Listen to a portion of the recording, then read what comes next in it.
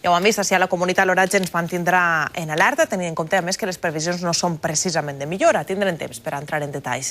Però abans anem a contar-los que Air Berlin, la segona companyia aèria més gran d'Alemanya, promocionarà la comunitat valenciana com a destinació durant els pròxims 3 mesos. És un dels acords a què arriba la consellera Belén Juste en la Fira de Turisme de Berlín. Amb 10.000 expositors de més de 180 països, ITB Berlín és la fira de turisme més gran del món.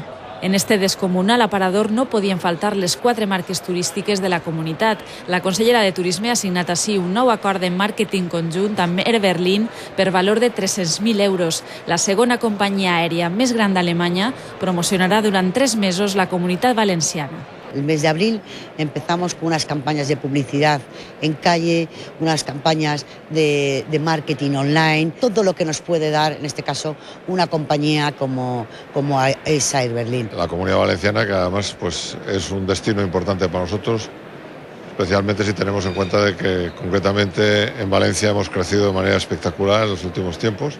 Els més de 82 milions d'habitants i la seva recuperació econòmica fan d'Alemanya un mercat emissor de turistes molt interessant per a la comunitat valenciana. L'any passat, aproximadament un 10% dels estrangers que ens visitaren eren alemanys, és a dir, 500.000 de viatgers. El clima fred del seu país fa que els alemanys trien sobretot la comunitat per les 3 platges. Belén Juste s'ha reunit també a Berlín amb el president de TUI. L'objectiu, aprofitar l'expansió del grup turístic més gran del món en països com ara Rússia i la Xina per a oferir-los la comunitat valenciana com a destinació.